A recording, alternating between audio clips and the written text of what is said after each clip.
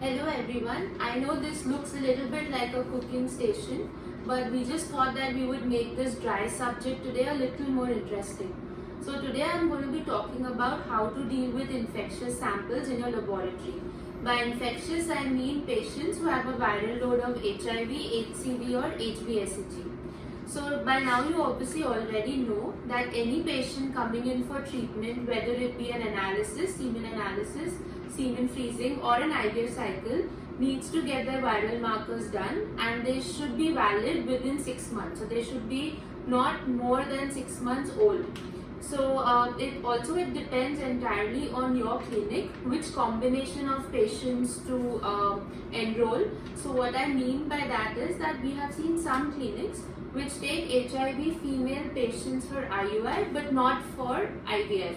Similarly, there are other clinics which accept all, or there are also some which only accept patients who are HbSag positive.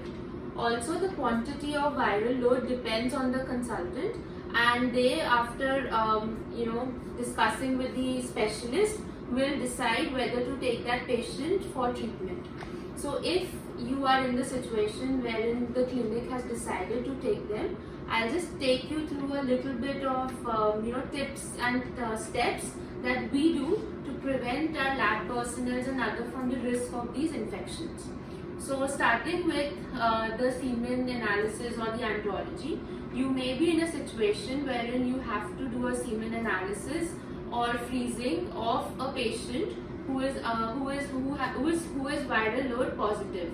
So to begin with that, this kit is something which is extremely important, and it should be worn by the person doing any analysis or processing the semen. So this has a gown, gloves, like gloves which I am wearing. They need to wear mask, eye gear which is protective eye goggles, and also it would be a good idea to wear shoe covers. In case your lab doesn't have shoe covers, you can just use these masks as a double up for the shoe covers.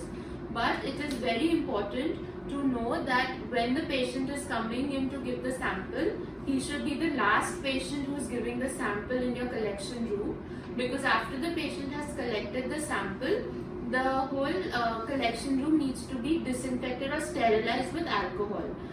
This prevents other patients coming in from the risk of infection. Post that, we would recommend that if you're doing analysis, if it is done on a Mackler's chamber, you need to sterilize or disinfect the Mackler's chamber after use with alcohol. Put some alcohol on it and leave it overnight. That will prevent the infection from spreading onto other people and other samples. Apart from that, in case you have to process the sample, you should always use density gradient, because research has shown that when you do density gradient, it takes away a lot of infection load from the sample, not making it completely null and void of the infection, but reduces it to a huge extent.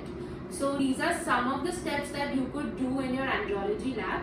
Also remember that once you have used a part of the sample for analysis or processing, the container, the sample in the container, that should be diluted with water or like media or a discarded media. Basically, you are trying to dilute the load before discarding, and that needs to be put in a separate garbage can, like a separate garbage bag, and told to the housekeeping staff that this contains infectious sample and it needs to be discarded appropriately. So these are just some of the things we feel that you could do in your andrology lab to reduce the risk. Now say that you have processed the sample and you need to give it inside the embryology lab. Usually we see that there is a practice wherein the samples are given in these holders. So even if you're using these holders, remember that these need to be autoclaved after the case is over. So don't leave the holders lying around for the next case, because that can also spread infection.